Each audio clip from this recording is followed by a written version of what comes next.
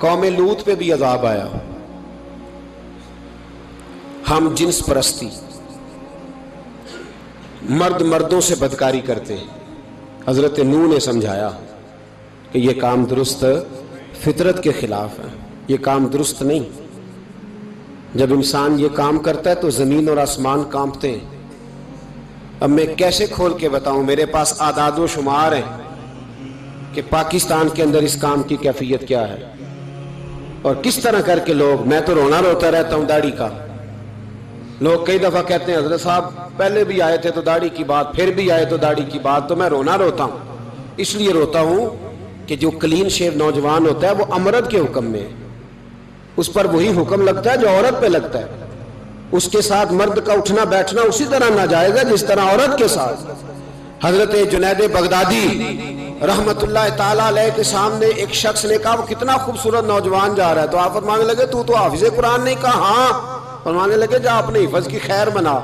وہ شخص کہتا ہے میں نے اس بغیر داڑھی والے کلین شیو نوجوان کو بری نظر سے دیکھا، مجھے قرآن پاک ہی بھول گیا، سارا قرآن پاک بھول گیا. اور کتنے سال میں دعائیں کرتا رہا، بیت اللہ کے طواف کرتا رہا، میں یاد بھی کرتا تو نہیں ہوتا. کیسے اب تو ہمارا نعت کہاں بیوٹی پارلر سے ہو کے آتا ہے، ہم کسی اور کو کیا پیغام دیں؟ وہ پیغام، وہ نظام، وہ طریقہ کار جس کا حکم تھا شریعت میں. قوم لوط پر عذاب آیا. صحیح بیٹھتے ہوں گے بچے جو موٹر سائیکلوں پہ بیٹھتے ہیں. میں نے گجرانوالہ کی سڑکوں پہ بچوں کو، نوجوانوں کو جو تماشے کرتے سرے عام دیکھا ہے تو مجھے ڈر لگتا ہے. اور کوئی روکنے والا نہیں، شغل ہو رہا ہے، ہنس رہے ہیں اور سامنے عورتیں بھی ہیں، سب ہو رہا ہے. کتنی تکلیف کی بات. حضرت نوح کی قوم یہ کام کرتی تھی، قرآن پاک نے بیان کیا ہے. حضرت نوح نے سمجھایا، فرمایا رب کریم نے تمہیں اپنی خواہش پوری کرنے کے لیے جائز طریقہ عطا فرمایا، عورتوں سے نکاح کرو، اور اس نکاح کی برکت سے جو اللہ تمہیں اولاد دے گا اس کو اللہ تبارک و تعالیٰ تمہارے لیے باعث بخشش بھی فرمائے گا. لیکن جب قوم نہ مانی تو جو قوم میں لوط کا عمل کرے اس کا علاج قرآن نے بیان فرمایا کہ آسمان سے پتھر برسیں گے. پھر پتھر برسے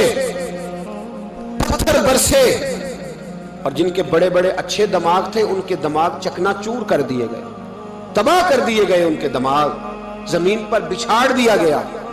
اللہ مہلت دیتا ہے لیکن اس کا مطلب یہ نہیں کہ انسان توبہ ہی نہ کرے. حضرت شعیب علیہ السلام کی قوم پر بھی عذاب آیا، اس لیے کہ بددیانتی کرتی تھی، ناپ تول میں کمی کرتی تھی. میں نے کہا تھا شب قدر کی رات کہ یہ کوئی تماشا ہے کہ شب رات آئی تو ساری رات روتے رہے، یا اللہ معاف کر دے، یا اللہ معاف کر دے، رو رو کے چیخے مار مار روئے.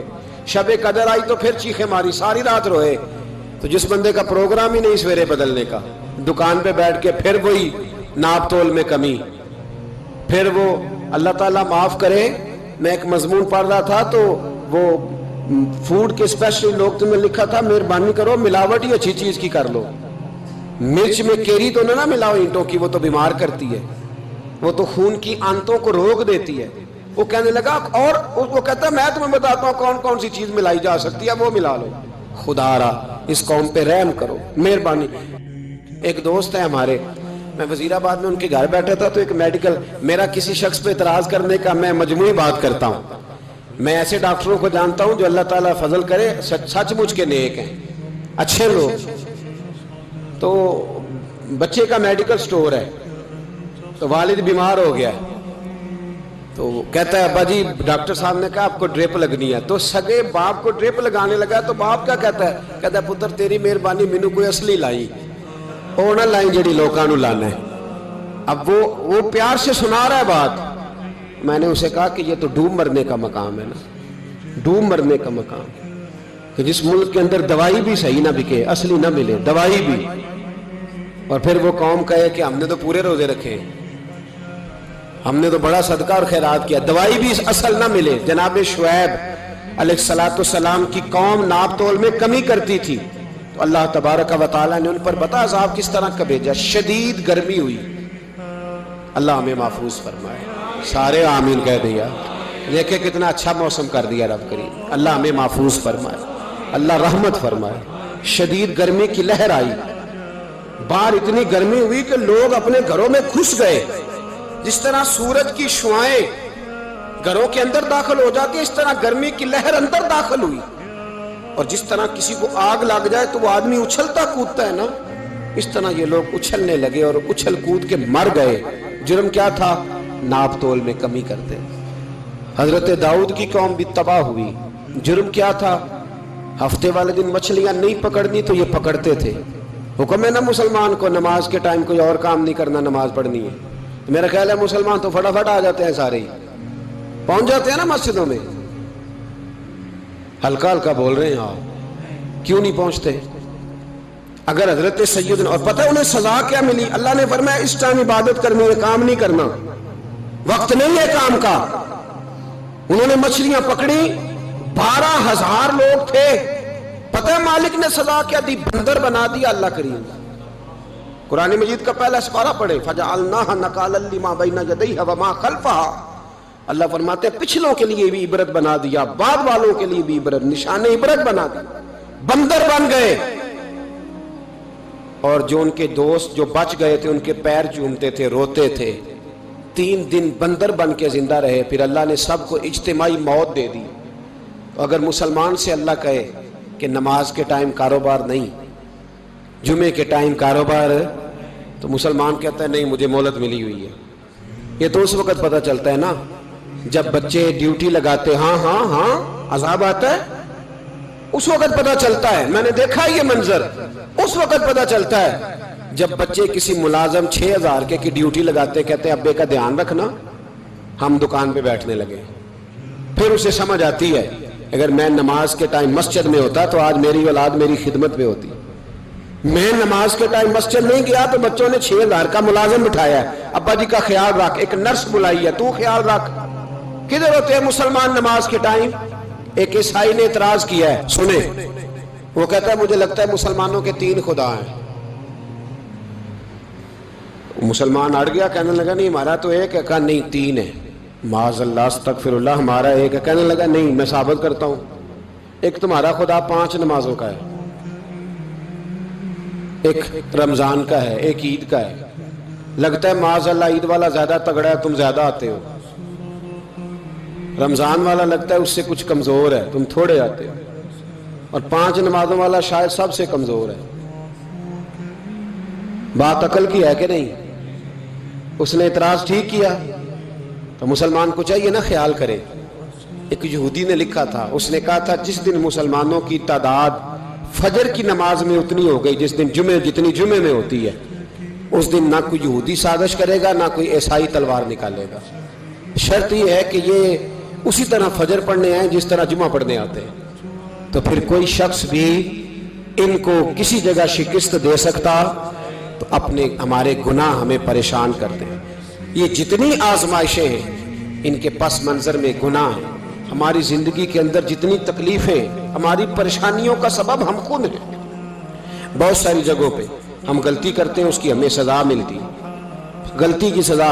ایک نوجوان نے مجھے بڑی گہری بات سنائی، میرا قریبی تعلق تھا، کہنے لگا گھر میں بڑا مسئلہ ہے، بڑی پریشانی ہے، ماں اور بیوی کا ماحول اتنا سخت ہو گیا ہے کہ نمٹ نہیں سکتا۔ آپ یقین کریں میں نے ڈیٹیل سے ساری چیز کو سٹڈی کیا، میرے پاس اتنا وقت نہیں ہوتا، پھر بھی میں نے اس فیملی کو پورا پڑھا تو غلطی نوجوان کی نکلی۔ نہ اس پہ اماں اعتبار کرتی ہے نہ بیوی اعتبار کرتی ہے۔ اس نے جھوٹ بول بول کے اس طرح کی ماحول پیدا کر دیا ہے کہ کوئی اس پر اعتماد کرنے کو تیار ہے۔ اگر آپ ناراض نہ ہو تو ایک بات کروں، پتہ ہے گھر میں ماحول کب خراب ہوتا ہے؟ باہر والے ہماری تقریر سنتے ہیں، گھر والے ہمارا عمل دیکھتے ہیں۔ جب وہ دیکھتے ہیں نا کہ یہ کس طرح کا شخص ہے، اس کے رویے، اس کا کردار، اس کا لب و لہجہ کتنا برا ہے اور یہ کردار کا کتنا کمزور ہے۔ اعلیٰ حضرت فرمایا کرتے تھے نیک وہ ہوتا ہے جس کی تنہائی صاف ستھری ہوتی ہے، اس لیے ماحول بگڑ جاتا ہے۔ یہ جو ہم کہتے ہیں نا میرے سجن بڑے بنتے ہیں پھر ٹوٹ جاتے ہیں، کچھ لوگ ایسے ہوتے ہیں جو ان کے پاس جاتا ہے انہی کا ہو جاتا ہے، وہ کہیں اور کے قابل کیوں بھلا؟ اس لیے کہ ان کے کردار میں ٹھنڈک دیکھتا ہے، ان کے لب و لہجے میں مٹھاس دیکھتا ہے، اس شخص میں اتنی خوبصورتی دیکھتا ہے کہ اسی کا بن جاتا ہے۔ حضرت ابراہیم بن ادم کے پاس ایک نوجوان آیا، کہنے لگا میں گناہ کرنا چاہتا ہوں۔ فرمانے لگا بالکل کر، اللہ کا دیا ہوا رزق کھانا چھوڑ دے اور گناہ کر۔ کہنے لگا یہ نہیں ہو سکتا۔ فرمانے لگے چل پھر اس طرح کر، رب کی زمین پہ نہ رہ، کسی اور کی زمین پہ چلا جا. کہنے لگا یہ بھی نہیں ہو سکتا. فرمانے لگے چل اللہ کی چھت سے نکل جا. کہنے لگا یہ بھی نہیں ہو سکتا. تو آپ رو پڑے.